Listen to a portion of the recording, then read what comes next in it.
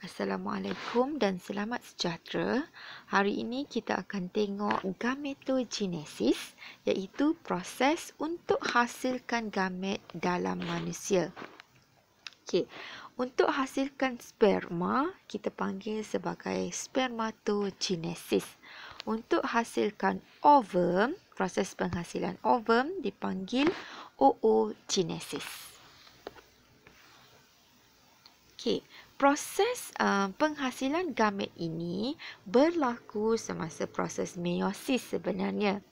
Kalau kamu masih ingat, semasa proses meiosis, bilangan kromosom bagi sel anak adalah separuh daripada bilangan kromosom bagi sel induk.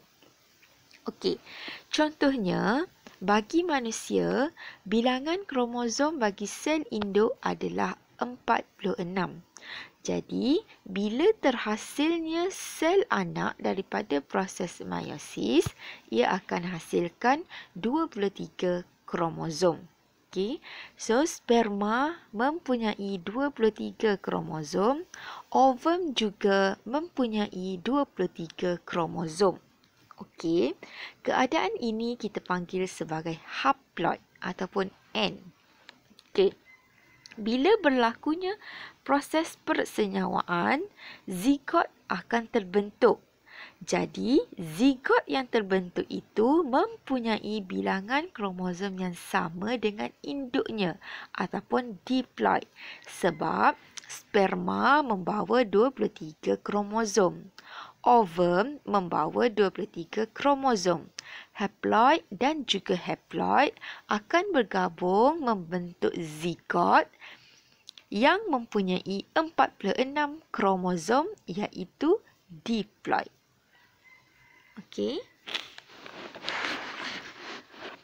Jadi, bilangan kromosom diploid dari manusia ini dikekalkan dari satu generasi ke generasi yang seterusnya. Okey, ingat ya, haploid membentuk diploid. Haploid adalah mempunyai 23 kromosom, tambah dengan 23, hasilkan 46. Sperma 23, ovum 23, hasilkan zigot 46.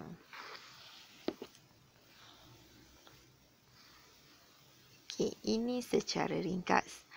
Induk jantan lelaki lah. Okey, 46 kromosom. Induk betina 46 kromosom. Kemudian berlaku dalam testis untuk jantan, okey, dalam ovari untuk betina, bukan ovum dia, ovari.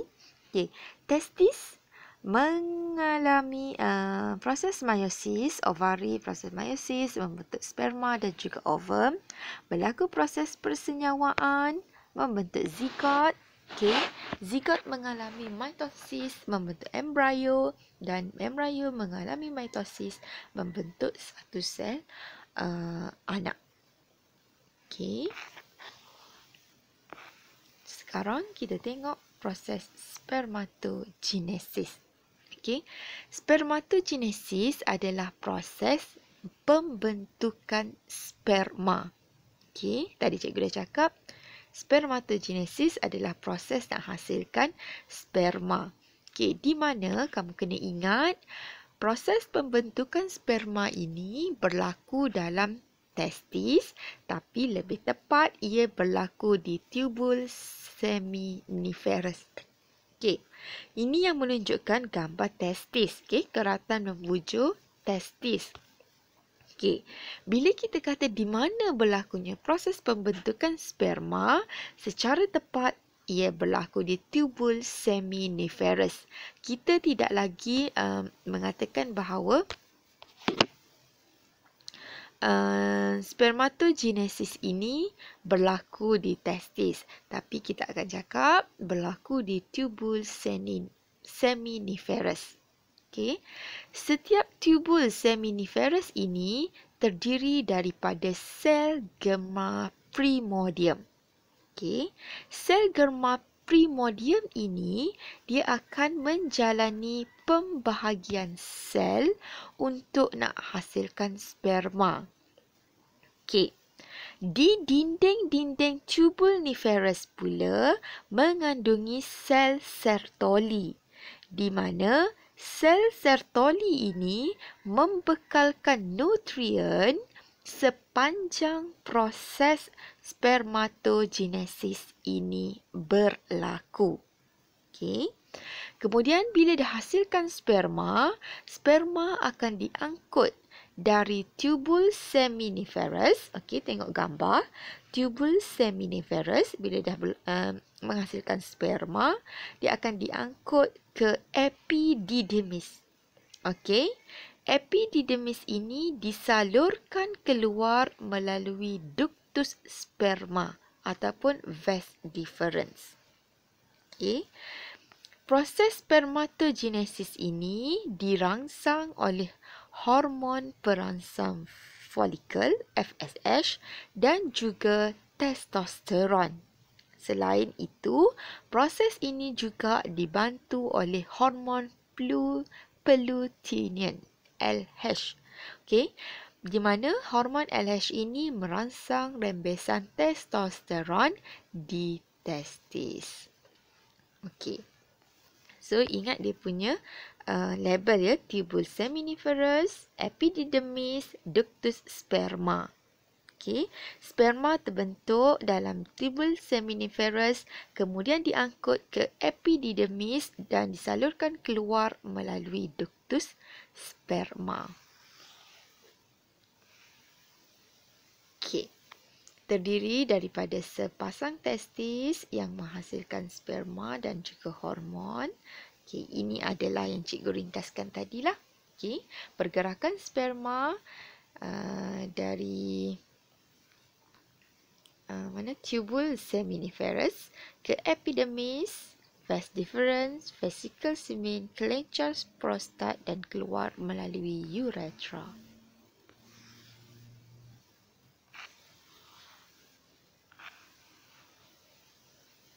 Okay. Tubul seminiferous dilapisi sel-sel yang belum lagi mengalami pengkhususan, iaitu sebab kita tengok tadi kan, di tubul seminiferous adanya sel germa primordium. Sel germa primordium ini masih lagi dalam keadaan diploid. Okay. Diploid lagi.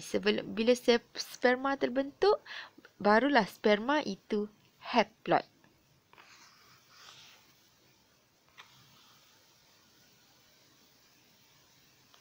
Okey, ini cikgu dah terangkan di awal tadi.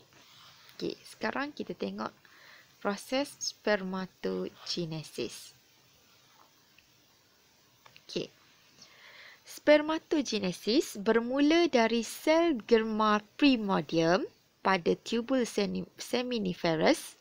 Kemudian dia akan berlaku mitosis, membentuk spermatogonium, masih lagi diploid, dan berkembang menjadi spermatosit primer, masih lagi diploid.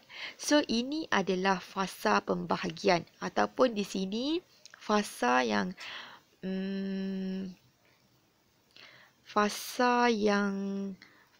pembahagian lagi. Okey. Jadi, bila berlakunya meiosis yang pertama, okey, barulah membentuk sel yang haploid, iaitu spermatosit sekunder. Okey.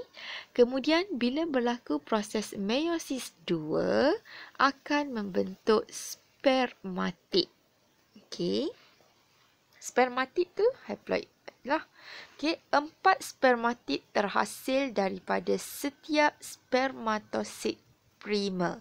Sebab kita tahu daripada 2N haploid mengalami proses meiosis 1. Meiosis 1 akan hasilkan 2 sel anak. So, dalam kes ini spermatosit sekunder lah. Okay. Spermatosit primer itu kita anggap sebagai induk. Spermatosit sekunder itu kita anggap dia sebagai sel anak. So, hasil daripada meiosis 1.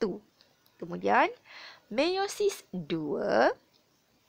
Okay. Meiosis 2 akan hasilkan 4 sel anak, spermatid.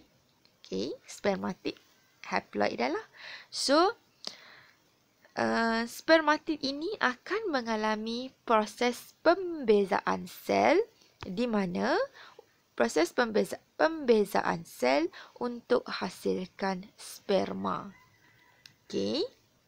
Spermatid ini mendapat nutrien daripada sel Sertoli untuk menghasilkan ekor.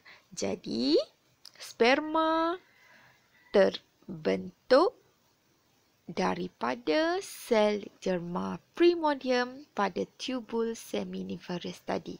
Okay, so kamu kena ingat mitosis. Okey, bila dia dah berkembang menjadi spermatosid prima, barulah ia mengalami proses meiosis, baru dia membentuk sel haploid. Okey, bila meiosis 2 lengkap, ia membentuk spermatid. Kemudian spermatid mengalami pembezaan sel membentuk sperma. Okey, ini adalah spermatogenesis.